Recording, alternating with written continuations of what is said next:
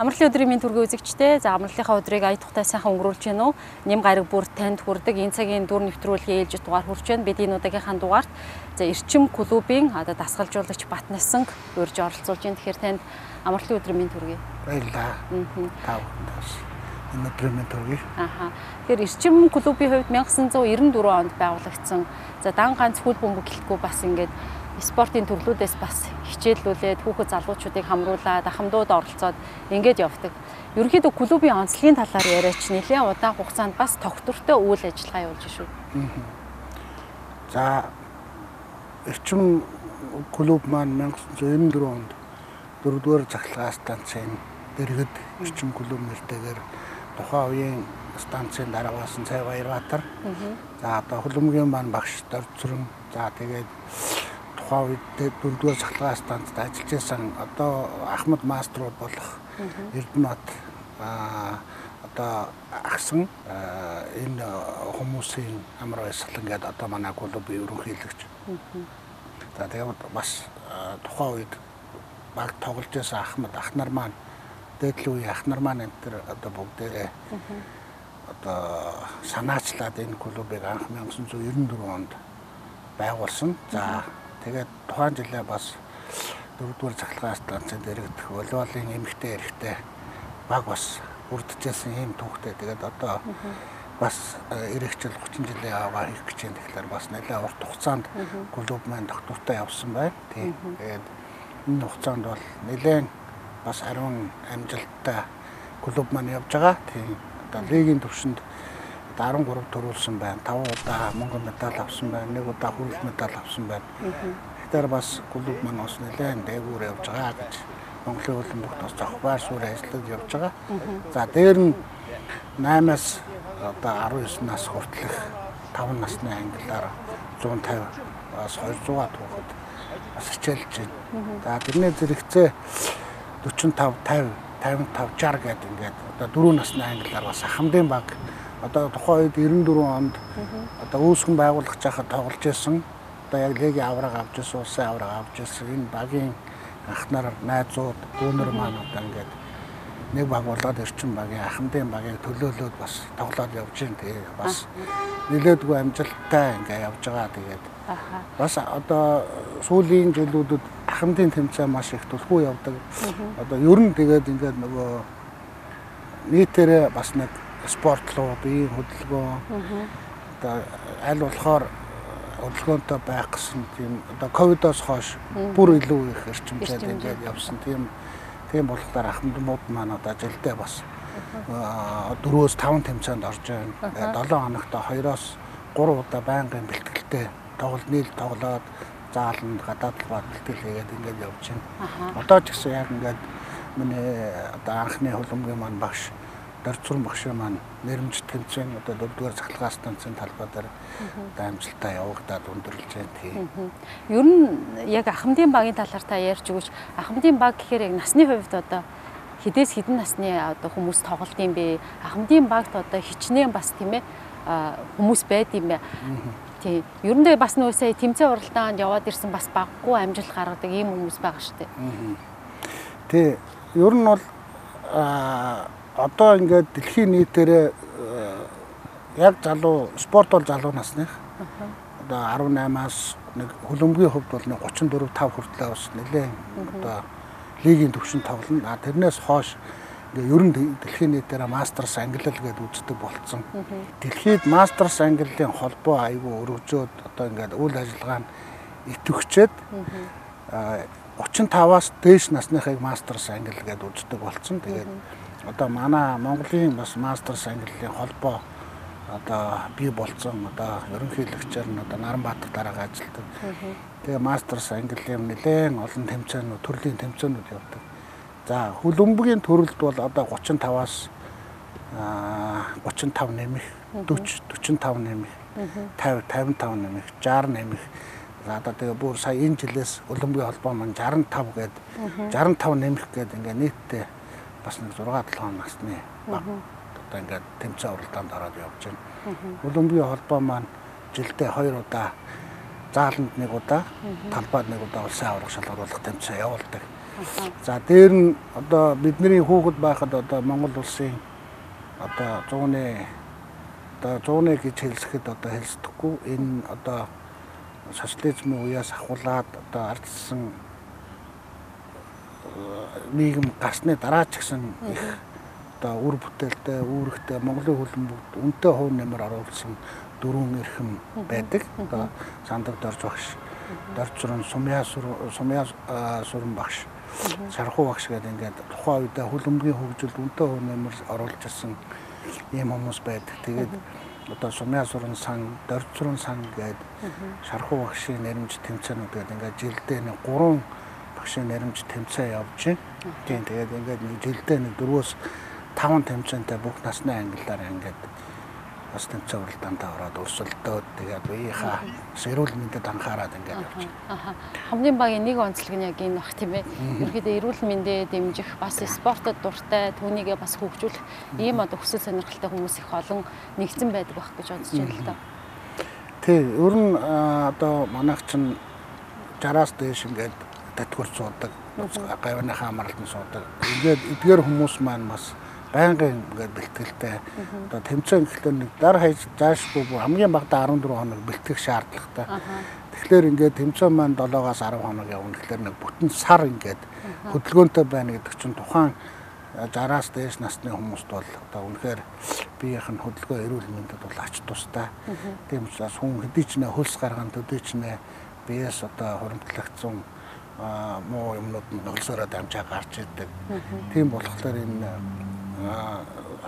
ахмадын хөлбөмбөг гэдэг маань бол гадаа тоглолтог эрүүл агаар ингээ сайхан байдаг учраас энэ спортод дуртай хүмүүс одоо ингээд одоо заавалчгүй нэг лигийн төвшин тоглож байсан гэлтгүүгээ одоо бас тухайн 10 жил тухайн үедээ сургуулийнхаа шигшээ тоглож байсан хүн ч гэсэн ингээд хоббигоороо одоо 35-аас дээш аваад ирэхлээр ингээд маг нэгдээд ингээд тоглоод явж байдаг тийм л. Та 5 сард болсон тэмцээний талаар бас ярьж өгөөч. Ерөнхийдөө ахмадууд маань бас өөрсдөө юу гэдэг айхтар амжилт гарахгүй байх гэж бодож зорж явсан боловч нэлээд одоо бодож ирсэн ахиулаад гэдэг юм уу тийм ээ. Ингээд ийм нэлээд ийм өрсөлдөөнтэй гэх юм уу ийм одоо тоглолт болсон гэж ингээд дуулсан. Насны хувьд бас ингээд насныхан оролцоод насаа дардаг ч юм уу нэмдэг ч юм уу ингээд нэг тиймэрхүү зүйлүүд болсон гэж сонссон л да. Та энэ талаар ярьж өгөөч. Ер нь бол бид нэр 2 дахь удааны 2 жилийн өмнө 21 онд Малайзад Аз намхан 7 орнуудын мастерс ангиллын аврах шалгаруулах тэмцээн гэж авсан. Энд манай 2 наснд бүр төрүүлсэн юм байна. Бид нэр яг тийм зорилготой явсан юм. Тэгээд одоо энэ бүгд найрамдах Солонгос ард улсад болсон. Тэгээд визний асуудал айгу хүн дээр туссан. Одоо бид нар яг 50 насны Монгол улсын шигшээ баг гэдэг одоо яг тухайн 88-аас одоо 97-8 он тэгээ 2002-3 он хүртэл идэвхтэй тоглож байсан лигийн яг одоо түлхүү тоглогч нар шигшээ баг тоглож байсан хүмүүс нэгдээ шигшээ баг бүрдүүлээд одоо Солонгос улсад одоо 21 оны амжилтаа давтыгээд очсон. Тэгээд очигээд одоо бид нэр бага бүрдүүлээд энд бүтэн 2 сар бэлтгэл хийгээд тэгээд Солонгос улсын элчин сайдын яамд виза өгсөн боловч одоо виз хангалттай гараагүй. Яг үндсэн багаас одоо 5-аас 6 хүн. За ингээд бид нэр ямар нэгэнтэй очигээд одоо зориглолцсон, шийдсэн бас амжилт гаргая гэдэг ингээд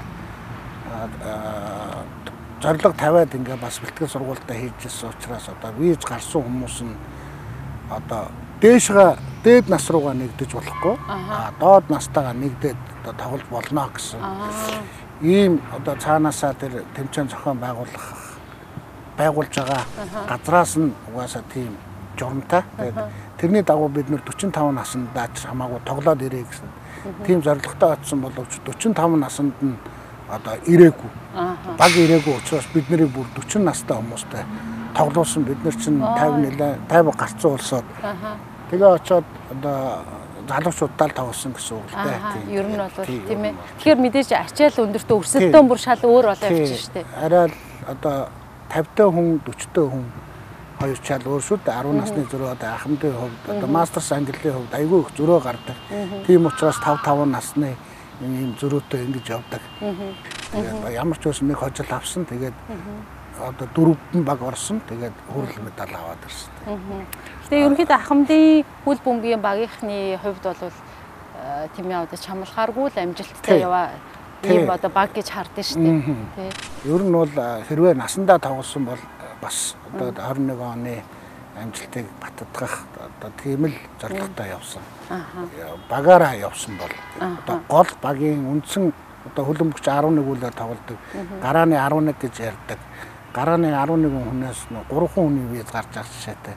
Тэгэхээр ингээд үндсэн 8 хүн байхгүй болохоор яаж амжилт гарах вэ? Тийм ээ? Сэтгэлзэн хувьд ч гэсэн бас жоохон хүн дэсэн багтаа тийм. Ер нь дараагийн юу тэмцээн уралдаан зорилго юу гол?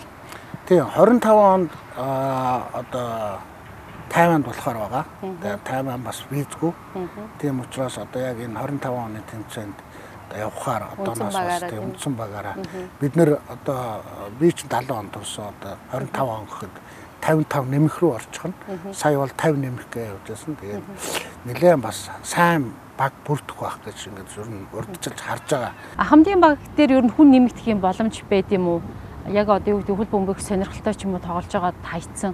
Ахмадын багт орё гэд одоо яг насны хувьд юм боломжийн хүмүүс бас байдаг л хал та. Сонирхч ивэл ер нь боломж байд юм болов уу? Тий, ер нь бол чөлөөтэй. Тий, тухайн одоо багтаага нэгдэл бэлтгэл сургуультанд хамрагдаад явж байгаа. Тэгээд үнэхээр тэмцээн уралдаанд одоо тоглох болцооны бол тэгэл одоо нэгдэл тоглоно гэсэн. Ер нь одоо ч гэсэн тэгдэл явдаг зарчимтай шалгуур байдгүй. Мастерс англи одоо хэн сонирхолтой дуртай байгаа хүн болгоно орох болцоотой байдаг. Харин тэр багийг аваад явж байгаа төлөвлөгөөд гэх юм уу бас нэг багийн бас аваад явдаг юм хүмүүс байж та. Нэртэй ингээд яриад баг дотроо уусаад ингээд явбал ямар ч хүн тоглох болцоотой. Ер нь Монголын ахмадын баг мастерс ангиллийнхан бусад улсын одоо яг ижил одоо тийм ээ насных энэний багтай харьцуулахад ер нь аль төвшөнд яваа гэж та хардаг вэ? Мэдээж суралцах юм одоо байдаг л ах бас давуу талч гэсэн байдаг л ах гэж бодож байна. Тий, ер нь бол бид нар дэлхийн төвшөнд бол одоо тоглож үзээгүй. Одоо өндөр хөгжсөн Европ тал руугаа одоо бидний насны хүмүүс ямар байдгийг бас нэг тодорхой бас тийм ойлголт одоохондоо Европ руу очиж тоглоогүй учраас ойлголт алга. Ямар ч байсан би 21 оны Малайзийн тэмцээнд бол би энтлийг ахалж явж байсан учраас бол очиж чадаагүй. За манайх бол төрүүлсэн. За тэнд Австрал, Индонез, Малайз, Филиппин, Хятад ингээд нэлээд олон орны бас хөлбөмбөг бас хөгжиж байгаа, хөгжсөн ийм улсууд очсон. За яг тухайн үеийн тухайн орны багуудыг бас манайх очоод бас 50-55 наснд төрүүлсэн гэж бодохоор бас тийм даагуур биш баха. Манай бас Азийн хэмжээнд, Аз намхан талаа хэмжээнд бол дээгүүр байрны төлөө тоглохоор хэмжээнд бол байгаа гэж бодож байгаа. Ахмад мастеруудын хувьд. Ер нь одын дасгалжуулагчийн ажлын жаргал зовлон юу байд юм бэ? Мэдээж их олон зүйлтэй тулгардаг бах. Таны ажлын хувьд ингээл өдрийн хэдэн цагаар гадаа ингээл тийм ээ улирал харгалцахгүй ингээд зогсоод ч юм уу ингэж ажилладаг. Тэр дундаа бас ахмад тамирчтай ажиллах, өөр тамирчтай ажиллах гэдээ бас сэтгэл зүйн хувьд ч юм уу иймэрхүү өөр зүйлүүд бас байдаг байна. Тий, ер нь бол хүүхдтэй ажиллах, лигийн тамирчтай ажиллах, тэгээ ахмадуудтай одоо нэг ажиллах гэхээсээ илүүтэй хамтар тоглох тийм л юм байна. Зөвхөн яг хөө дасгалжуулагч хүний хувьд олон жил одоо дасгалжуулагч хийсний хувьд одоо бага ахлаад одоо тоглох тактикийн байрлалын ч юм уу хэлж өгөх алтаа дутагдлыг хэлж өгөх тийм бол байна. Зүгээр яг дасгалжуулагч гэх бол одоо бас нэг жоохон тийм мастеруудын хувьд бүгдээрээ л энэ чинь сонирхлоороо тоглож байгаа улсуудыг мэрэгжлийн төвшин шагаж болохгүй тийм ээ. Өөрийнх нь тоглож байгаа чадлын хэмжээнд нь харах хэрэгтэй. Тийм байхгүй юу? Миний хувьд бол одоо эрчим клуб дасгалжуулагч хийхдээ одоо бүх насны англи дээр манай багч бас эмэгтэй хүүхдийн багтаа байлаа. Эмэгтэй 13, 15, 17, эрэгтэй 13, 15, 17. Одоо бүр ингээд 10-аас доош наснд нь өөр дасгалжуулагч байна. Одоо яг 14 би миний хувьд 14, 16 насын ингээд хариуцаад клубийнхаа ингээд явж байна. Тэгээд лигийнхаа бас баг дээр бас ингээд туслаад дэмжиж явж байна. За 22 оны лигэд ахлах дасгалжуулагчаар одоо лигэд төрүүлсэн байгаа. Ингээд ер нь ингээд эрчим клубийнхаа хувьд бол одоо бүх юм хийгээ явж байна. Туслах дасгалжуулагч, ахлах дасгалжуулагч, багийн менежер бүх юм хийгээд явж байна. Тэгээд клуб маань одоо өөрөө би чинь 94 оноос хойш энэ клубт одоо 30 дахь жилдээ тоглоод дасгалжуулаад энэ клубтэй ажил амьдралаа холбоод явж байгаа миний нэг амьдралын салшгүй нэг хэсэг. Тийм учраас тухайн үед бид нэг тоглож байсан найзууд маань ингээд одоо бас ингээд хамтдаа тоглоо. Гэр бүлээрээ найзлаа бүр ийм сайхан болсон гэж байна. За тэгээд манай баг тоглоё гэсэн юм бол манай баг нээлттэй. Альч насанд нь манай баг ирээд бэлтгэл сургалт хийгээд үнэхээр одоо биеийн дийлээд тийм ээ. Одоо болцоон байвал манай баг нэгдээ тоглох бүрэн болцоод. Эрчим клубын одоо юу гэдгийг дараагийн зорилго юу бол клубээ томруулъя гэж бодож байна уу? Яа гэж бодож байна? Одоо мэрэгжлийн төвшөнд очих. Цаашлаад одоо Азийн клубүүдийн тэмцээнд бас нэлээд дээгүүр амжилт үзүүлэх, группээс цаашаа шалгарах гэсэн ийм л гол зорилго байгаа клубийн хувьд. Зорилгын үед мэдээж юм баг. Тэгээд яг мэрэгжлийн тамирчтай болъё гэхээр одоо тулгамдж байгаа асуудал юу вэ? Одоо яг тамирчтай бэлтгэх одоо боломж болцоо байна уу? Санхүү мөнгө байна уу? Одоо яг тамирчдын чадвархын асуудал байгаа байна уу? Энэ дээр яг бэрхшээл зовлон юу гэдэг? За, ер нь бол тэгэл бүх юм ингээ ярихлаар санхүүтэй холбогддог тийм. Ер нь нэлээд сайн одоо бид нар мэрэгжлийн төвшөнд хүрээ гэвэл одоо нэлээд сайн одоо спонсортай байх ёстой тийм ээ. За яг одоогийн байдлаар бол манай клубын хаан хүнс одоо хүнсний манлай үйлдвэр одоо ивент итгэж байна. Бас чамгүй их мөнгө зарж байна тийм ээ. Бид нэр хагас мэрэгжлийн төвшөнд тоглоход бас нэлээд их зардал гарна. Одоо тэрийг одоо ингээ даагаад явж байгаа бас хаан хүнс компани хамт олондоо бас баярлалаа гэж хэлнэ. Одоо бид нэр сүүлийн 3 жил хамтарч ажиллаж байна. Одоо нэг лиг төрүүлчлээ хамтарч ажиллаад. Одоо ингээ хоёр дахь одоо хамтарч ажилласныхаа хоёр дахь одоо лигдээ төрүүлэх гэж зарлага тавьсан явж байна. Ийм л том асуудал байгаа. Манай клубын хувьд бол яг станцынхаа дэргэд одоо бид нар одоо ийм стандарт 150-68 хэмжээтэй одоо стадион гэж талбайтай. За энэ талбай дээр бол клубын хэмжээнд бүх насны хүмүүс маань бэлтгэл сургалтаа хийдэг. Одоо стандарт талбайдаар бэлтгэл хийх одоо зүгээр одоо жижиг талбайдаар бэлтгэл хийгээд лигэд тоглох хоёр бол шал хоёроор. Манай давуу тал бол одоо хот дотор өөр ингэсэн талбайтай учраас одоо бэлтгэл сургалтаа хийх бүрэн болцоо байгаа. За мэрэгжлийн төвшөнд очиход одоо мэдээж тамирчдын одоо цалин хангамж тийм ээ. Одоо нийгэм ямар болцсон байгаа вэ? Юмны үн ханш нэмэгдсэн, тамирчдын цалин хөлс өсөж байна. Энэ хэрээрээ дагаад клубын одоо зардал нэмэгддэг тийм ээ. Тийм учраас одоо мэрэгжлийн төвшөнд байлгыг гэвэл бид нэр өндөр цалинтай маш сайн тамирчид одоо олох тийм ээ. Дээр нь бид нэр өөрсдөө үйлдвэрлэх тийм том зорилготой. Бид нэр 16 наснаас одоо манай эрчим клубын Б баг гэж байна.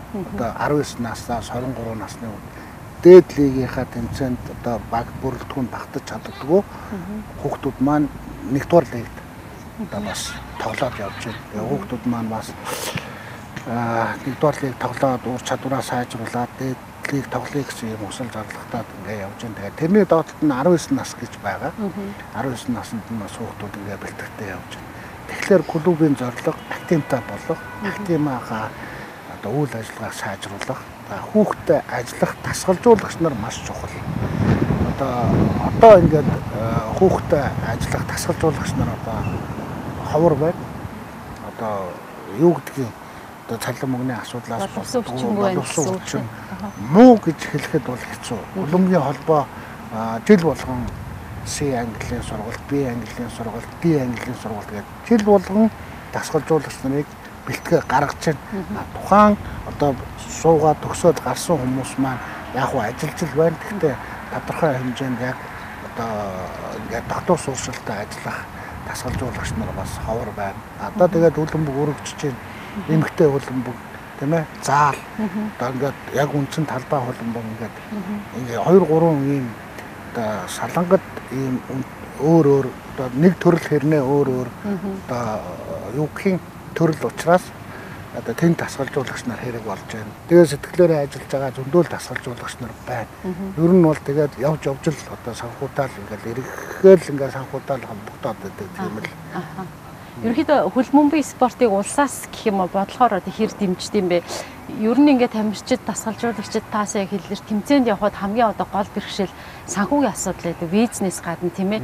Яг ингээд тэмцээний зардал гэх юм очиод байрлах газар хоол унд гэдэг ингээд унаанаас ахуулаад энэ болгоноос үүдээ тамирчид юу гэдэг тэмцээндээ явж чадахгүй ч юм уу, үнжих ч юм уу, татгалзах иймэрхүү зүйлүүд гараад идэг л да. Энэ дээр ер нь спонсороос гадна улс одоо ер нь ямар бодлого баримтлал одоо та бүхэнд одоо тустай байх уу? Тэгээ ер нь бол тэгээд улс бол одоо яг ингээд хөлбөмбөгийн холбооны үндсэн үйл ажиллагаанд одоо оролцох бол бас тийм одоо сайн биш гэж би ойлгодог. Зөвхөн бодлогоор дэмжих тийм ээ. Одоо жишээ нь энэ одоо санхүүжилт одоо юу гэдэг одоо энэ яг энэ хотын төвд байгаа энэ сайхан талбайг одоо ингээд битүү стадион болгох тийм ээ. Өөр одоо хотын төвд зөв байршил одоо жишээ нь 15 гэдэг одоо хөлийн цэргийн доор байдаг. Бид нар 15-ын талбай гэж ярьдаг байсан. Тэр одоо үнэхээр нийслэлийн өмч байсан бараг л барилгачих гад тэгэл одоо ингээд хэдэн одоо хөлбөмбөгчдөл тэмцэж тэрийг авч болсон. Хотын захиргаа тэгээд нэг юм ойлгоод авч болсон. Одоо тэрийг бас яг ингээд мэрэгжлийн хэмжээний талбай болгоод эргээд засаж байна. Тийм ээ? Бодлогын хүрээнд. Тэгэхээр аль болохоор хотын ойролцоо маш олон талбайтай байх. Тэр бодлогыг л зөв барих нь одоо чухал юм бол гэж боддгийг. Тэгээд хэрвээ одоо тэр газар нь байж байвал ПИПА, ЭФС-гээс одоо ингээд хөрөнгө оруулалт хийгээд ингээд одоо энэ сайхан одоо талбай энэ хөлбөмбөгийн офс ингээд энэ футзалыг ПИПА-гаас л одоо төслөөр ингээд бариад өгч байгаа шүү дээ. Тийм учраас бас улс тэр талаас нь бас нэг жоохон хараад ингэх юм бол бас хэрвээ одоо бид нэр энэ талбайд бид нэр одоо жишээ нь хамтын тэмцээнэ хийж чадахгүй шахуу болж шүү дээ. Ганцхан талбайтай. Яагаад тэгэхээр энд чинь лигийн 1-р лиг, дээд лиг, 2-р лиг, эмэгтэй лиг тэгээд дээр нь Азийн олон улсын тэмцээнүүд ингээд ирэхлээр Ахмад тамирчид энэ бараг энэ талбай дээр тоглож чадахгүй шахуу болох гээд байгаа байхгүй. Тэгэхээр энэ юу харагдаж байна гэхээр энэ талбай хүрэлцээ бага байна л гэсэн үг. Тэгэхээр одоо тэр 15-ын талбайг яг энэ шиг ийм стандарт ямар ч олон улсын тэмцээн авч болохоор хэмжээний тийм төсөл хэрэгжүүлээ тэрийг сайжруулах юм бол бид нэр өшөө олон тэмцээн, өшөө олон гадны тэмцээн авах тийм ээ. Ахмадуудын нөхөрсөг олон улсын тэмцээнүүдийг хийх ийм байвал одоо бас л Ахмад хөлбөмбөгчдөө дэмжиж байна л гэсэн үг. Та яг энэ салбарт энэ спортод 30 гаруй жил тийм ээ ажилласан одоо хүний хувьд Монголын хөлбөмбөгийн одоо юу гэдэг хөлбөмбөгчд Монголын хөлбөмбөгийн энэ одоо спорт ер нь хаах нь яваа гэж одоо дүндэг байна. Ер нь бол Монголын хөлбөмбөгийн холбоо бол холбоод дотроо бол нэлээд дээгүүр ажиллагаатай холбоо шүү дээ.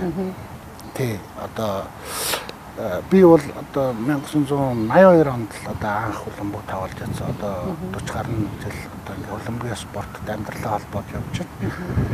82 оноос хойш одоо 2009 он хүртэл одоо бас лигийн төвшөнд тоглосон. Тэгээд одоо 2007 оноос тасгалжуулагч ажиллаж байна. Тэгэхээр одоо хөлбөмбөг бол одоо яг амьдралын маань нэг хэсэг. Хөлбөмбөгийн төлөө бүх одоо сэтгэл зүрхээ ингээд зориулаад явж байна. Хөлбөмбөгт юу хэрэгтэй вэ тэрийг хийгээл явж байна. Тэгэхээр одоо миний одоо ганц боддог юм хүн болгон ингээд сэтгэлтэй одоо Монголын хөлбөмбөгийг хөгжүүлэх гэсэн ийм сэтгэлтэй маш олон хүмүүс байгаа. Тэгээд шөө олон нэмэгдээд одоо 10 жилийн сургууль гэдэг чинь хөлбөмбөгийн жинхэнэ уул уурхай. Тэгэхээр 10 жилийн сургуулийн багш нарыг одоо анхны мэдгэдэггүй олох энэ чадварыг дээшлүүлэх, хөлбөмбөгийн спортыг одоо сургуулийн программанд оруулах. Ийм бодлогын хэмжээний юмнуудыг хөлбөмбөгийн холбоо бол хийж явж байгаа. Тийм учраас одоо 10 жилийн сургуульд хөлбөмбөгийн хичээл ордог байх юм бол тухайн эмэгтэйч бай, эрэгтэйч бай хүүхэд тэр хичээл орсноороо хөлбөмбөг сонирхолтой болох оролцогчийн тоо нэмэгдэх. Тэгээд дээр нь одоо хөлбөмбөгийн багш байх юм бол мэргэжлийн төвшөнд анхныхын суурийг зөв тавьчих юм бол одоо өндөр төвшний тамирчин гарнаа л гэсэн юм бодолтой байна. Тамирчид асуулжуулагчид холбооны хувьд юм байд юм байж үзэгчд гэж одоо байгаа шүү дээ тийм ээ. Энэ заалыг дүүргдэг, өөр нэг зорио ирж үздэг. Энэ үзэгчдийн одоо юу гэдэг юм боловсрал гэх юм уу? Үзэгчд ер нь хэр байд юм бэ? Ер нь за одоо ястай үзэгчдийн хувьд бол одоо ер нь яг одоо яг байгаа үзэгчдийн хувьд бол их тааруу байна шүү дээ. Одоо лиг үзэж байгаа үзэгчдийн тоо бол маш цөөхөн байна. Одоо яг тоглож байгаа хоёр багийн одоо гэр бүлийн хүмүүс болдог тоглож байгаа тамирчдын найз нөхдийн хүрээ ийм л хүрээнд л явж байна л да Монгол. Тэгээд Монголын хөлбөмбөгийн холбоо лигийн төвшний одоо бараг одоо ахмадын тэмцээн явхад одоо үзэх хүмүүс нь бараг арай их ирж байгаа юм шиг одоо нэг тиймэрхүү байдалтай тийм найз нөхд нь одоо яхтаа зүгээр тэгэхээр юу гэсэн үг тэмцээн арай сонирхолтой болоод байна гэсэн үг. Тэр одоо мэдхгүй одоо тэр ахмад одоо ингээд тоглож байгаа хүмүүс нь ингээд одоо жишээ нь ингээд нэг ахмадын тэмцээн явхад тэнд бүх насны хүмүүс нь очиж сууж яадаг тийм ээ. Тэнд одоо нэг хоёр баг тоглоход дараагийнх нь ингээд тэгэхээр нэг 200-аад хүн тэнд байж ах жишээ тийм дор хайж. Тэгэхээр ахмадын тэмцээн бол яах вэ? Тэнд дандаа дуртай хүмүүс байна. Одоо тэгээ нийгмээрээ бас л одоо яа нэг хөлбөмбөгийн боловсралтай одоо болж чадахгүй баг шиг байна л та. Ер нь бол тэгээд манайхан чинь тэр гадны багийг бол аягүй сайн дэмждэг шүү дээ. Одоо Реал Мадрид, Манчестерийн Пен Man гал ингээл те. Яг Монголын хөлбөмбөгийг бол одоо яг тийм одоо нэг сайн тим дэмжихгүй л харагдаад байгаа. Гэхдээ ер нь бол цаашлаа хөлбөмбөгийн спорт одоо бол лигийн одоо үнэхээр өсөлтөө ур чадвар бол үнэхээр сайжирч байгаа шүү дээ. Гадны легионерууд 4 тоглолтог болж байна. Одоо өндөр зэрэглэлтэй бас өндөр цалинтай юм гадны тоглогч нар авчирч одоо лигээ бас улам сонирхолтой болгож байна. Ер нь жилээс жилд одоо би бол нэг багаар нэмэгдэж байгаа л гэж харж байгаа. Гэхдээ улам нэмэгдэх байлгүй дээ. Таны цаашдын зорилго юу? Ер нь одоо хөлбөмбөг энэ эрчим клуб бас тийм ээ. Одоо клуб шиг клуб байх бас нэг өөрийнхөө хөв нэмрийг оруулаад явах, өндөр түвшинд гарах, мэрэгжлийн клуб болох тийм ээ. Тэгээд сайн тамирчид бэлтгэх одоо дээр үйлсэд нь л одоо тус нэмэр болоод явъя л гэсэн бодолтой байгаа. Тэгээд одоо энэ багаараа залуучуудаа нийлээд одоо нэг Азийн түвшинд тоглолтог ийм л нэг баг одоо бүрдүүлэе л гэсэн юм бодолтой байгаа. Ер нь тэгээд сайн одоо нэг хамтарч ажилладаг одоо нэг сэтгэл зорилготой байвал өндөрч хурж болно л да. Тэгэхээр ер нь бол гайгүй хаа манай клуб бол тэгээд цаашаа явах одоо болж чадаа л гэж хардаг штэ. Сүүлд нэг юм асуухад ерөнхийдөө Ахмадын багт тоглож байгаа ахмад тамирчдын хувьд мэдээж спортоор хичээлээд ингээд өдөр тутамдаа хөдөлгөөнтэй байгаа учраас одоо юу гэдэг бас нэг зүрх судасны өвчин юм янз бүрийн өвчлүүдээс бас хол байдаг байх гэж ингэж санагдаад байна юм. Ер нь спортод ойр байдаг хүмүүс бол ер нь гайгүй л дээ. Ер нь бие чангатай байдаг штэ. Тэгээд яг хоо ясны л гэж яриад байдаг. Одоо тэгэл ясны хүмүүс нь л одоо тоглоод байж байгаа штэ. Ер нь бол тэгээд өөрөө л одоо хүн сэтгэлийн амьтан штэ. Хүн өөрөө өөрийгөө би чаднаа л гэж бодоод үнэхээр одоо ингээл айгүй дуртай тийм итгэвтэй хүмүүс байдаг штэ тий. Чадахгүй ч гэсэн ирээл ингээл чаддаг хүмүүсээс ингээл юм сонсоол цог тоглоол ингээл гүгээд байдаг. Ингээд тийм хүмүүс байна. Тэгэл ингээл тэр хүмүүс тэгэл нэг лигийн хэмжээнд тоглож исэн одоо 50 гарцсан хүмүүс байна. Тэгэл ингээл хамтраал яваад ахлаар энэчний баг болчихно, шинэ баг бүрдчихнэ. Бас шинэ найз нөхөдтэй болчихно. Ингээл яваалаа. Тэгээд тэр одоо өвчин зовлон бас холоор байд тийм ээ. Ер нь олон давуу талтай. Тий одоо хөлбөмбөгчин бол дандаа хөлөөрөө тоглодог, хөл сайн байдаг. Ийм л юм. Тэгэхээр ер нь 35-аас дээш насныхан хаач одоо хөлбөмбөг тоглох болж чадаа шин. За тэгэхээр бидний урилгыг хүлээж аваад бас цаг заваасаа хуваалцаад ирж дэлгэрэнгүй сонирхолтой ярилцлаа гэсэн тань баярлалаа. Бас та бүхний ажилд өндөр амжилт хүсье. За баярлалаа. Тэгээд одоо өөрж оролцуулсан та бүхэнд бас баярлалаа. Тэгээд хөлбөмбөг Мандан Бадраг клуб маань бас өшөө илүү амжилт гарах болтугай гэж. За баярлалаа. За